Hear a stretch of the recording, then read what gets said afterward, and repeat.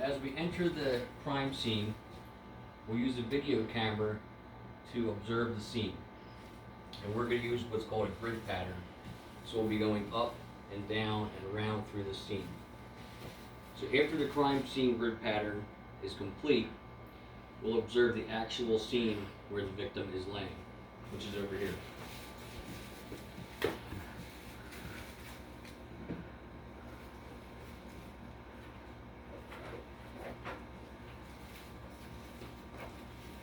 So this kit is a sterile kit.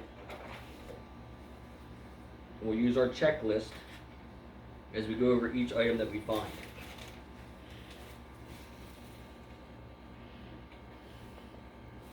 As we find evidence, we'll take pictures with a camera. So we can see here the victim has handcuffs, so we'll take a picture of the handcuffs. We can observe that the victim has a belt around her neck, which probably caused her to be suffocated. And on the bed there's stains here. We'll take a picture of that. Now normally we'll have a marker to put down with a measurement to show the size of each piece of evidence as we find it. So now that we found our evidence, we'll date it and time it as we find it in our checkbook.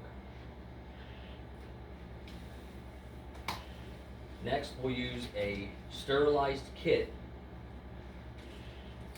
to get our samples. So in this case, my little makeshift kit here,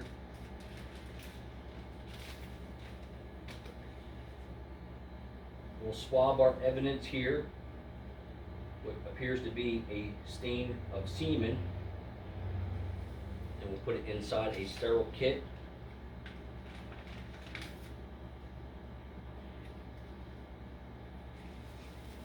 And then we'll swab for skin samples and fingerprints on the belt and on the handcuffs.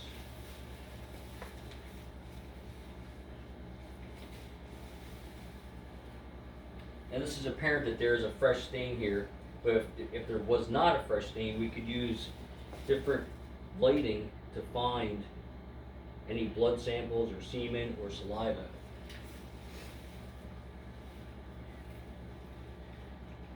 So as we look really, really close here, we see that there are hair samples, which we'll take and we'll put in our kit to see if they match the victim or the suspect.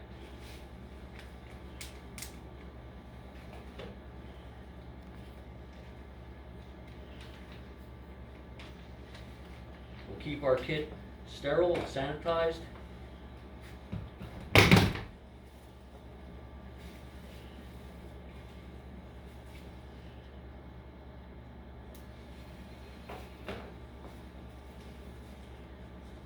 Next, I'm going to use a sketch of the area to show how the victim was found. So we'll draw where the body was, and we'll point out the points where the evidence was found.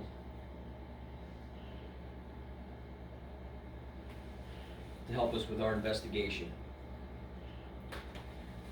So some of the main evidence here will be the samples we find here from the semen, Latin fingerprints on the handcuffs and the belt, and possible skin tissue from the suspect. And this concludes our presentation.